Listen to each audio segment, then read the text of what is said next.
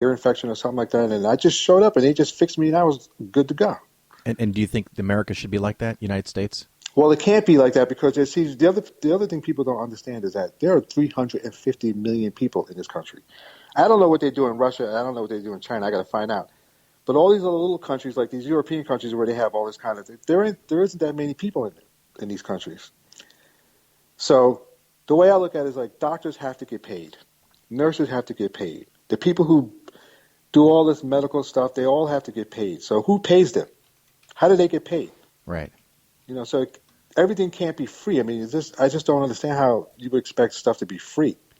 Well, I don't think. I mean, Well, it's unreasonable to think it's free. But Germany, by the way, does have 80 million people in it. I mean, that's obviously not 350 million, but right. you just ramp it up, and it's one of those things. I've talked to people that I know in Europe, and they always kind of almost laugh at us. They're like, "What's wrong with you people? Don't you understand that it's better for society as a whole if people can get treatment?" Yeah, I believe that too. But the problem is that we have a corrupt government, like all governments are corrupt on some level. And so if you just made things simple, which you can't, it's just so complicated. That's the reason why people have lifespans like 80 years, because if you could live beyond that, you would just go crazy. You would lose your mind. I mean, I'm just like, wow, I'm glad I don't have to worry about this 200 years from now. Can you imagine how crazy it's going to get? I mean, look, I always like to think of things like this. It goes from simple to complicated, and then it gets more complicated. And people just keep making it more complicated until it just becomes a quagmire or whatever, or it just Right. resets itself. That's what I love about the Matrix in the movies. It gets to a certain point and then it resets Spoilers, itself. just in case anyone hasn't seen all those movies. What's that? I said, spoiler alert. Oh yeah. Well, if you haven't seen it by now, Yeah. then you just landed on the planet from somewhere else. But it's just it just resets itself, and that would be great, but it doesn't happen. It just keeps going and going and going until, well, I guess that's what a revolution is, right?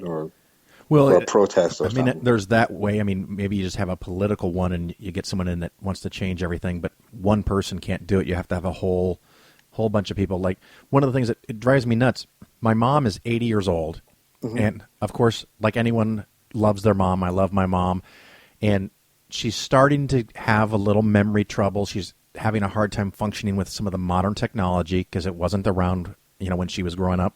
Mm-hmm. And she gets presented every year with this list of options of all the different companies she can have as Medicare Part B supplemental insurance for her prescriptions. And what is she going to do? Is she going to take all that information and build a damn spreadsheet? No. Yeah. How do you compare, the 10 or 12 drugs that she's taking and the prices and figure all that out and weigh the pros and cons? And every year you have to pick or renew your provider. Why are we making people who are getting old make these tough choices? It should just be provided to you. The problem with me is that I'm not left or right, and so most of my left friends are annoyed with me, and most of my right friends are annoyed with me. But I don't know, man. For me, I just think if you say it's gonna be affordable, then it should be affordable. It shouldn't be. I mean, President Obama is the first president in my entire life. Like, I used to have this theory that I had a bubble, and as long as the outside world didn't come into my bubble, I was cool. Like, Right. all the little crazy policies. But this is the first time that a president has entered my bubble, because now I got to go out there and get this health insurance, and I got to pay for it, and it's annoying to me, because I just like to just go to the hospital and take care of my own stuff. You know what I mean? That's what I've always done. Well, see, then you and I would agree, and not surprised, that we should just have some kind of system, like you said, where when you're in Canada, you just go to the doctor. It's taken care of. Right. But this guy's got me doing all this crazy stuff, and like my friends, like, well, you got to have car insurance, and you got to have house insurance. I said, no, you don't. You don't have to have a car. You don't have to have a house. If you don't have a car, are you still paying car insurance? No, you're not. If you don't have a house, you're not paying house insurance. But you have to pay health insurance because you're alive. You can't kill yourself. So now they've got you to the point where you have no choice. You have to do it. Or they penalize you with your IRS or whatever. I mean, to me, it's Right. evil. I'm actually upset about it. I got to be honest with you. I haven't. I could tell I'm partly psychic, so I could feel it. Right, you could feel it. It's just. I don't feel like people should be forced to do anything. I just don't like that whole concept that you're just sitting there doing your thing and you're forced to do something. I don't understand that. Like I'm forced to have health care now, and I would do it if it wasn't like such a quagger. When the government, see the problem with the government, they're not held accountable for anything. They can do whatever they want. If they screw it up, you can't you can't get them to fix it or do anything. They can do whatever they want. That's the whole concept. So with this thing, I mean, I just got a headache just looking at it. I was like, oh my God, I can't believe I have to do this. It's just like, what am I doing? Right. Why can't it be simple? And and I'm the type of person that I will ask questions. So I talk to a lot of my doctor friends. I have doctor friends and I have people that are in the medical, and they all hate it. I'm still trying to find one that likes it. Because, like, there's two sides to every story. I mean, if anybody has any good stories, I would love to hear them. But I haven't heard any yet. I haven't heard any. I just know that it's not affordable. They're losing their doctors. They're paying more money. This one woman I know, her premiums went from, what did she say? She was paying, before Obamacare, she was paying $400, and now she's paying almost $1,000 and change. So how is that affordable? Yeah, her case is not. Now, I know that back when I had a day job, my insurance through the company I worked for went down dramatically when they started that. But some people benefit, some people don't. But it should be a system that takes care of everybody, I think. Right. If you're going to say you're going to take care of everybody, then you got to take care of everybody. You just can't make it look, make it crazy the way it is. Anyways, it's always government things like that have given me such a headache. I like small government. I'm not a Republican because I don't believe in all the crazy religious parts of now, them. A totally different question, if I can change. Shoes. Talk to me. Well, that's a funny thing. Everybody has some sort of fetish. One of me and my friends, I was online with one of my friends, this girl I know, and we went on Wikipedia and we looked at all the fetishes that you could possibly have. And there's like thousands of them. Right. And I was like, man, I lucked out. I got like the simplest, easiest one to deal with. Like you can't even get arrested for it. I mean, if I was into panties or something like that and walking down the street, how am I going to, you can just easily go into Victoria's Secret and buy a pair of panties, right? I guess. Right. But you don't want that. You want them to be on the girl, right? That's what you want. That's what I want. Or right, or that's not. what you want. Or not on the girl. Right. But you want them to be on the girl. Right.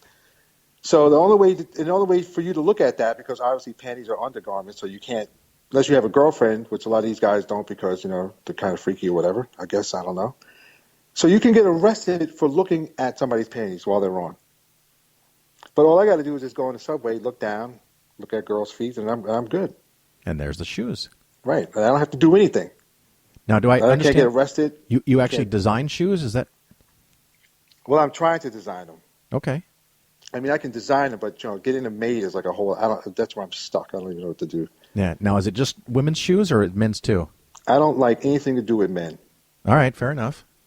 I don't like anything to do with men. No shoes, no nothing, nothing. It's like my friends. They go see that cage fighting. Right. Two guys naked, almost naked. This is the funny thing about straight men. They can go watch cage fighting. Two guys in 69 position trying to beat each other up, right? Yeah. Because I've seen the 69 position with these dudes, right? They're tied up on the floor. And then two gay guys walk in holding hands, and they're all upset. I love that comparison because you're absolutely right. It's okay to beat the shit out of each other, but it's not okay to hold hands. Then you got all these guys hanging around with their shirts off, bear hugging, talking about hunting and all this other nonsense. And then two gay guys walk down the street holding hands. They're all upset. It doesn't make sense to me. That is very odd. Well, right. Mark, where can people reach you? Website, Facebook, Twitter? Well, I'm on Facebook, obviously, because I have a face. Ah. And then my Facebook, you'll see some. I change every once in a while. Right now, I have some girl with toe cleavage and red shoes for my profile picture, just because there's a lot of Mark Whites on there. Yeah, I noticed. It's a common name. I asked my mother. I said, "What did you do? You took Mark. Like you leave a mark on the wall, and white, like a white wall, and then you made a name out of it. That's my name, Mark White. It's crazy. So it's a very common name. And then I'm on YouTube, but I feel uncomfortable playing bass, because that's what you do, right? You play bass for 20 seconds or whatever, and then you put it on YouTube, and that always weirds me out. Are you gonna play during the Reason Rally? I'm so glad I don't have to do that. Oh, I was hoping maybe you'd put up a new original song or something. What's great about this is that I get to fly on the plane without my bass. Oh. So I don't care. That could be on Spirit Airline, one of the worst airlines on the planet, and I will be happy because I won't be harassed. Excuse me, sir, that's not going to fit in the overhead. You have to check that. It's always something. I normally would have driven. I would, if I had to play my bass, I would have driven it there. So right. I would have been like, just give me the gas money and I'll drive to D.C. from Houston. That's a heck of a drive. Nah, that's nothing. That's nothing. Well, you did touring for years, right? Just on the road every day, all the time. Right. I can drive nonstop. That's the only thing that I do as well as play the bass is drive. I am an excellent driver. I've only had 2 cars, both of them were Corvettes, and I put over 600,000 miles on 2 of them already. Whoa, I've got 2 cars that have 200,000 miles, but that's serious mileage. And that's a Corvette, and you know how those guys are. Those guys are annoying. Oh, no, I can't drive it. It's not the weekend. Oh, no, I can't drive it outside the city. That's too far. Yeah.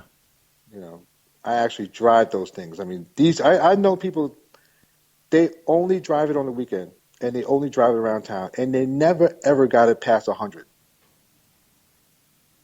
What are you doing? Yeah, why do you own it? Just to cruising speed. The first time I got my driver's license in the car the same day, the first thing I did was go to California because I just couldn't believe I could drive. It's just like my bicycle. I remember I got my bicycle. I get on my bike.